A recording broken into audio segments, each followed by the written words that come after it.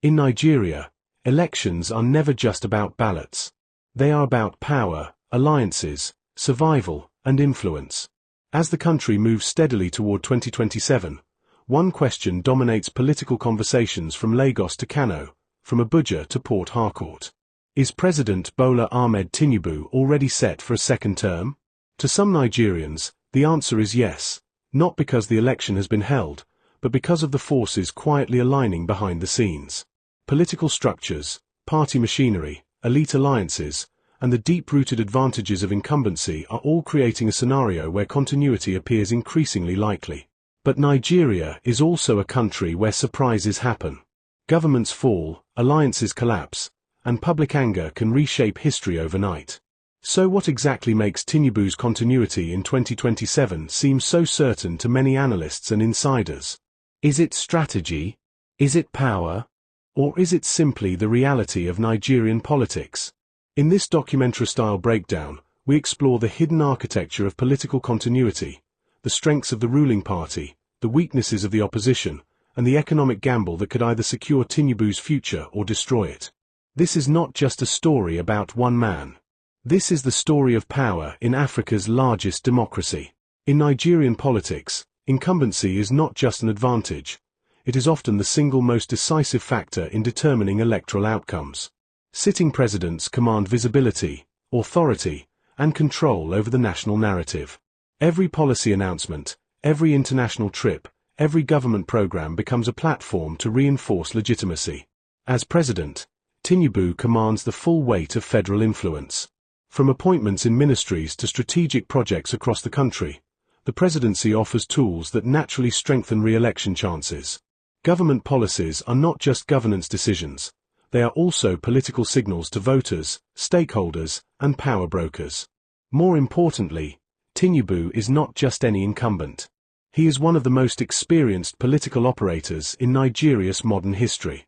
Long before he became president, he built a reputation as a kingmaker, a strategist who helped construct political alliances that eventually led to the formation of the ruling party, the All Progressives Congress. The APC is not merely a political party. It is a network of regional structures, governors, legislators, and grassroots mobilizers. These structures form the backbone of electoral success in Nigeria, where voter mobilization often depends on local party presence rather than national messaging alone. Tinubu's influence within the APC runs deep. Many of today's political leaders owe their rise to his support during previous elections.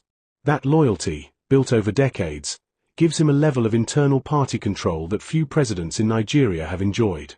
The party's machinery spans all 6 geopolitical zones, giving Tinubu a nationwide operational advantage.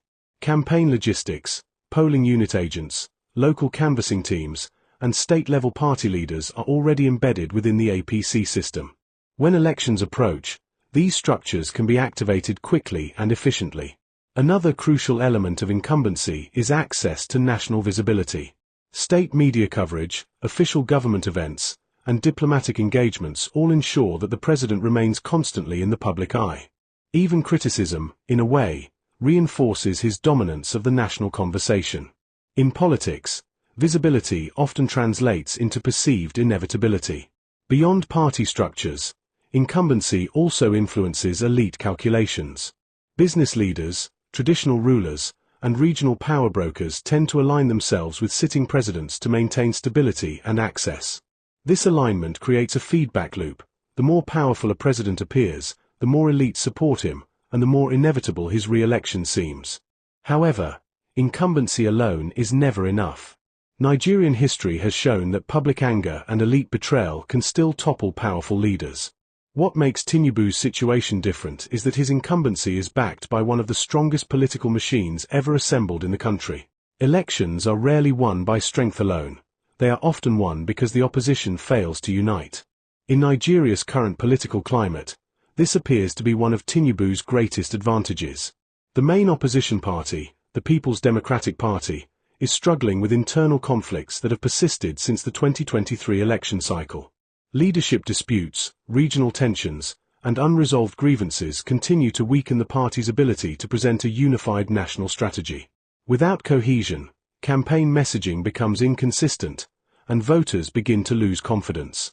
Meanwhile, the rising force in Nigerian politics, the Labour Party, faces a different challenge: structure. Although the party gained massive momentum during the last election, its organizational presence in many northern and rural regions remains limited. Winning a presidential election in Nigeria requires not just popularity but deep grassroots infrastructure across thousands of communities. This fragmentation means that opposition votes risk being split across multiple candidates, allowing the ruling party to win with a plurality rather than an overwhelming majority. Nigerian electoral history has repeatedly shown that divided opposition forces almost always benefit the incumbent. Another major issue is funding. Presidential campaigns in Nigeria are extremely expensive, requiring resources for logistics, security, advertising, and voter mobilization across vast geographical areas. The ruling party traditionally enjoys easier access to donors and financial networks, while opposition parties often struggle to match that scale. The absence of a single dominant opposition figure also contributes to Tinubu's perceived advantage. Without a unified candidate capable of rallying voters across ethnic, religious, and regional lines, opposition campaigns risk becoming localized movements rather than national challenges. Beyond party politics, there is also the psychological factor of inevitability. When voters believe a candidate is likely to win, some choose to align themselves with that candidate early, either out of pragmatism or fear of being politically marginalized. This perception can slowly erode opposition morale and discourage potential challengers from investing fully in their campaigns. However, history also shows that opposition coalitions can emerge quickly when political conditions change. A sudden economic crisis, a major scandal, or a security breakdown could push rival parties into forming a strategic alliance. If that happens, Tinubu's advantage could shrink dramatically. For now, though, the opposition's fragmentation remains one of the strongest pillars supporting predictions of continuity in 2027. While political structures and opposition weakness create a strong foundation for continuity, the ultimate judge in any democracy is the electorate. And in Nigeria, voter sentiment is heavily influenced by economic conditions.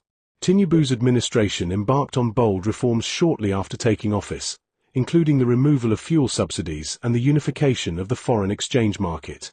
These decisions were widely described as necessary for long-term economic stability but triggered immediate hardship for millions of Nigerians. Inflation rose, transportation costs surged, and the cost of living increased dramatically. For many citizens, these reforms felt less like economic strategy and more like sudden financial shock. However, the president's economic team argues that these painful adjustments are temporary. Their narrative is simple: short-term pain will lead to long-term gain. If inflation stabilizes, foreign investment increases, and job creation improves before 2027, Tinubu could present himself as the leader who made difficult but necessary choices to rescue Nigeria's economy.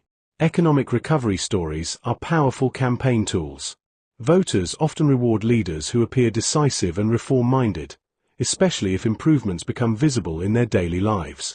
Infrastructure projects, social intervention programs, and currency stabilization could all become evidence of effective leadership.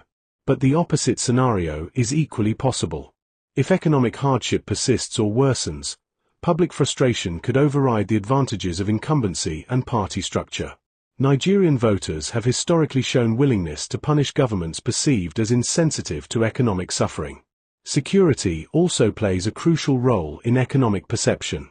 Persistent banditry, insurgency, or communal violence can damage investor confidence and create a sense of national instability. If security challenges remain unresolved, they could weaken the government's narrative of progress and competence. The economic factor, therefore, acts as the great equalizer. Political structures can mobilize voters, but they cannot easily overcome widespread economic anger. If Nigerians feel their living standards have improved, continuity becomes highly likely. If they feel betrayed or abandoned, even the strongest political machine may struggle to secure victory. As the countdown to 2027 continues, Tinubu's presidency is essentially a high-stakes gamble. The reforms he initiated will either become the foundation of his re-election campaign or the reason voters decide to change direction. As Nigeria moves closer to 2027, one thing is clear: the road ahead is already taking shape. The structures are aligning, the strategies are unfolding, and the political game is quietly being played behind the scenes. For Bola Ahmed Tinubu, the path to continuity may look strong, but in a country like Nigeria, nothing is ever truly guaranteed. Because at the end of the day, power doesn't just come from political machinery. It comes from the people. Will Nigerians reward bold reforms and stay the course? Or will rising pressure, economic realities, and shifting alliances rewrite the script entirely? 2027 is not just another election. It's a decision about direction, about trust, about the future of a nation. And the biggest question remains: is this already a done deal, or is the real battle just beginning?